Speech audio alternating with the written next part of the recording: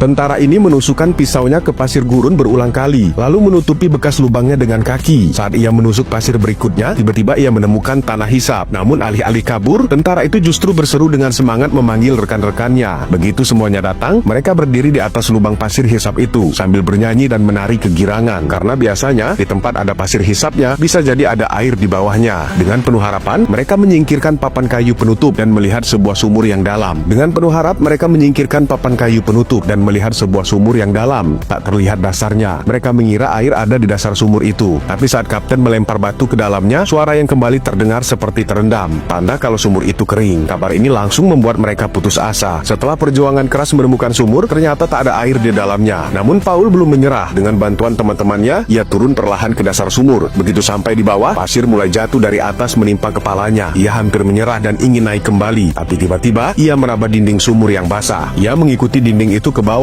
Dan benar saja, dari celah batu, air benar-benar menetes keluar. Paul langsung bersemangat dan memberi kabar pada teman-temannya di atas. Mendengar kabar baik itu, salah satu temannya cepat-cepat mengeluarkan kotak logam dari saku dan melemparkannya ke bawah agar air bisa ditampung. Paul menuangkan air ke tangannya terlebih dahulu, lalu menggerakkan air itu ke kotak logam. Saat kotaknya mulai penuh, ia meminta dikirim beberapa wadah tambahan. Setelah ia mendapatkan wadah-wadah itu, Paul mengisinya satu persatu dan bahkan menjilati sisa air di tangannya. Tak butuh waktu lama, semua wadah penuh. Paul lalu memperingatkan teman-temannya agar hati-hati saat menarik wadah ke atas karena air ini menyangkut hidup dan mati mereka di gurun. Dengan penuh harap, kapten dan pasukannya menarik tali perlahan hingga kotak itu sampai dengan selamat. Meski mereka sangat kehausan, kapten tetap meminta semuanya hanya minum satu teguk dulu agar semua kebagian. Saat air menyentuh bibir mereka, para tentara yang sudah berhari-hari tak minum pun tersenyum seperti rumput kering yang akhirnya disiram hujan. Setelah semua mendapat giliran, barulah sang kapten minum. Memang tidak banyak, tapi cukup untuk menjaga mereka tetap hidup. Paul tetap di dasar sumur, terus menampung air. Meski teman-temannya ingin menggantikan agar ia bisa beristirahat, Paul menolak. Bagi Paul, tugas ini ringan dan penting, jadi ia memilih tetap tinggal di bawah. Semangat pasukan pun bangkit. Mereka ingin mengisi lebih banyak air dan segera melanjutkan perjalanan. Namun tiba-tiba, dari kejauhan muncul mobil lapis baja Jerman. Kapten langsung menyusun taktik dan menyuruh pasukannya bersembunyi di posisi yang telah ditentukan. Begitu musuh lengah dan masuk ke dalam jebakan, mereka langsung menyerang. Terjadi baku tembak sengit hingga akhirnya pasukan Jerman kabur tanpa sempat membalas. Dua tentara Jerman berhasil ditangkap hidup-hidup. Kapten menyadari ini kesempatan mendapatkan informasi penting. Untuk memancing pengakuan, kapten meminta diambilkan air minum dan menuangkan sedikit ke dalam gelas kecil. Lalu ia berdiri di depan tentara Jerman itu dan meminum air itu perlahan. Melihat air itu, tentara Jerman yang kehausan hanya bisa menelan ludah. Mulut mereka kering dan lidah mulai menempel ke langit-langit. Lalu kapten pura-pura marah dan menuangkan sisa air ke tanah, membuat para tahanan makin haus dan tak tahan lagi.